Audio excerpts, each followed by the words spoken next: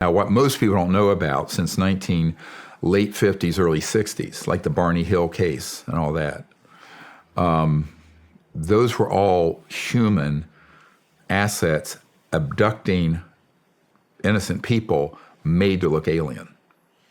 And so that psychological warfare was authorized in 1953, 54.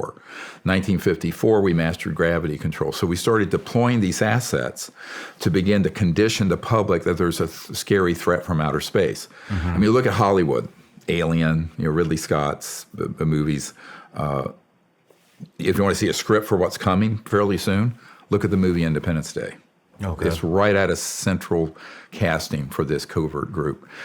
So what their whole purpose is to create sort of a global militarized totalitarian superstate of the world fighting another world. It's like War of the Worlds. Okay. And that's been a 70-year defense plan.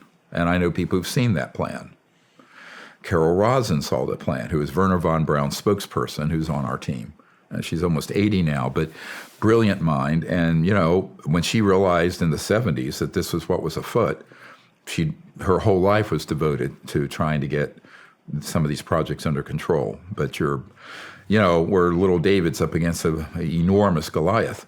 And nevertheless, the truth, if people want the truth, Gloria Steinem said, the truth will set you free, but first it'll piss you off.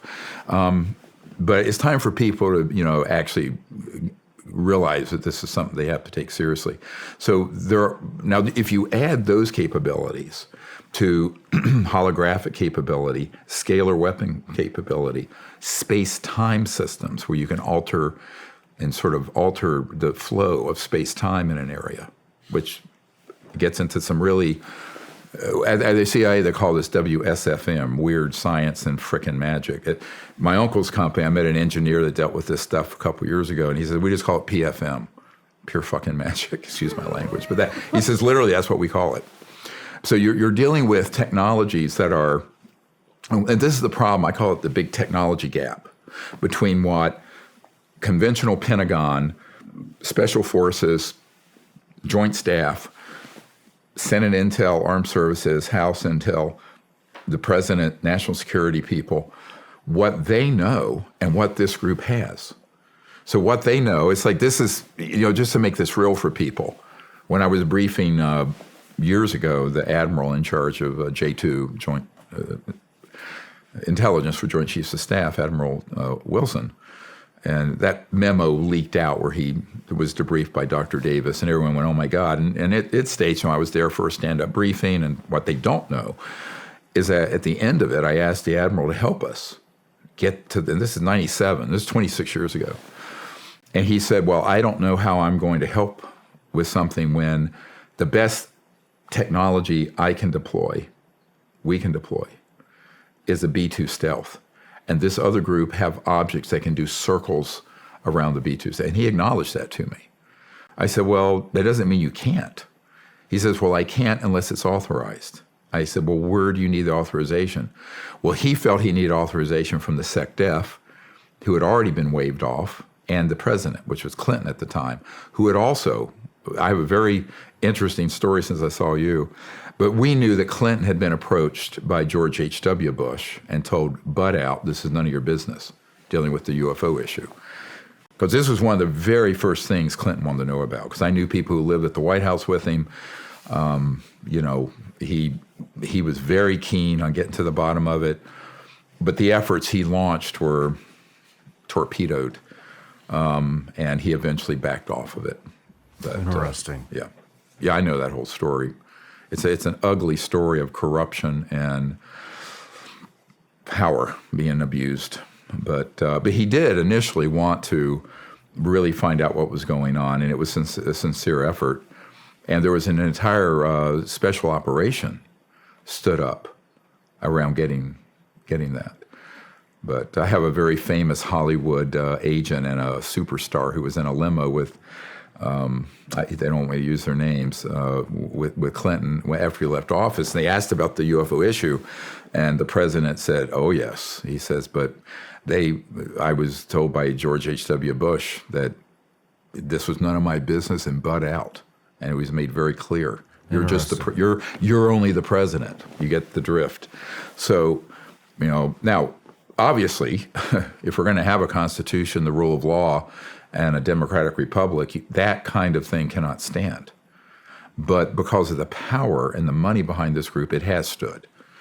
And, years ago in 93, I was at the Wrigley Mansion, and I'll tell you, Shawn, it was a very interesting meeting. It was like late at night, 10, 11 o'clock at night, and there was a conference room full of suits. And they approached me, and this is the fall of 93, just before I briefed CIA Director Woolsey.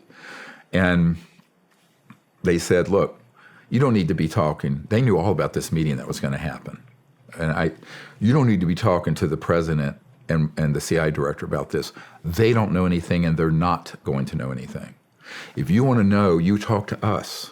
We're the WFO. We're the work for other contractors. We're the people who are working on these technologies and doing the technology transfer. And then they were trying to convince me to side with what they were doing. And I said, no. I said, this is a corrupt enterprise. And then he offered that he says, you're a doctor, you can take out as many credit cards as you want. We'll zero them out each month because we run the supercomputers that back up the entire banking system. And we can get an infinite amount of money through certain techniques. And so we'll just zero them out. I said, then you're going to own me, aren't you? Because isn't that credit card fraud and banking fraud? He says, no, we're just trying to help. You see how these... This is an absolutely true story. He put me under sodium pentothal lie detector. But at the end of it, he said, look, we have given at least, now remember, this is 30 years ago. We have given at least 10,000 people $10 million apiece or more to secure their cooperation with this project. Wow. And that was 30 years ago.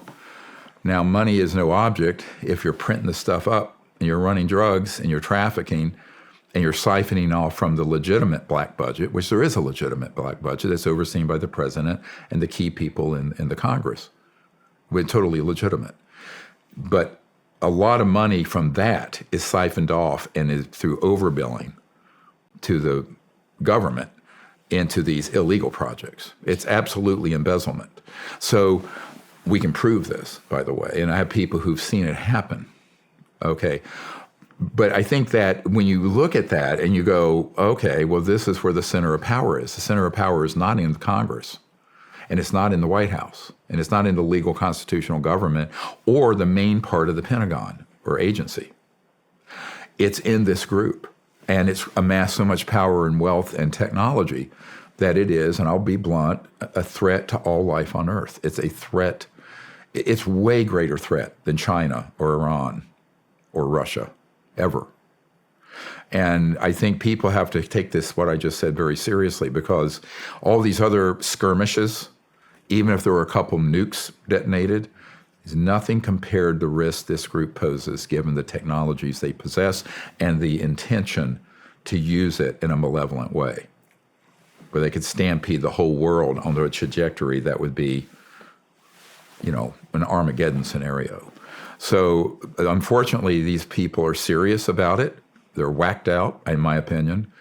One of the knock I recently met with, he says, yeah, well, even in this world, and he's been in this super black, dark world, and very high up, relatively high up, mid-level anyway.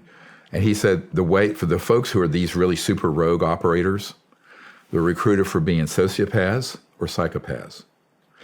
Now, he says, I was recruited because I was willing to kill on behalf of the country or what's right, but not being a sociopath, to do it for the good, if you're going to use lethal force or any technology. These folks running these projects are a subset of people who are screened who are, in fact, sociopaths and psychopaths. And I'm using this clinically as a doctor.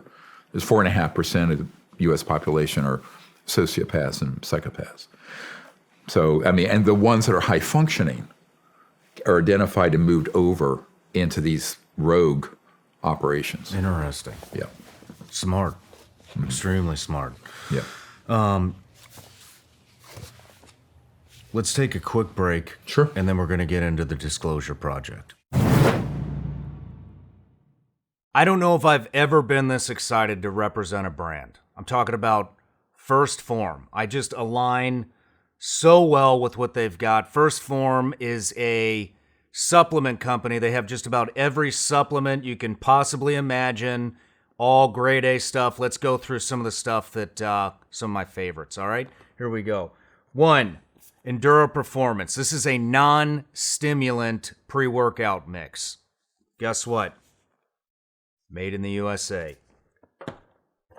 Protein sticks and the protein bar. Look, I'm an entrepreneur. I'm super busy. I don't have time to go to lunch. In fact, I don't even know what a lunch break is. This is my lunch for the most part. Then we got OptaReds 50. Guess what? Also made in the USA. So is the protein bar and the beef sticks, actually. But OptaReds 50, guess what, guys? Beets, super healthy for you. Guess what? They taste like shit. This doesn't. 2 scoops, throw it in there. You get all the benefits of having beets with OptaReds 50. Then we've got protein. Everybody needs protein. If you're not taking protein, you should be, especially if you work out.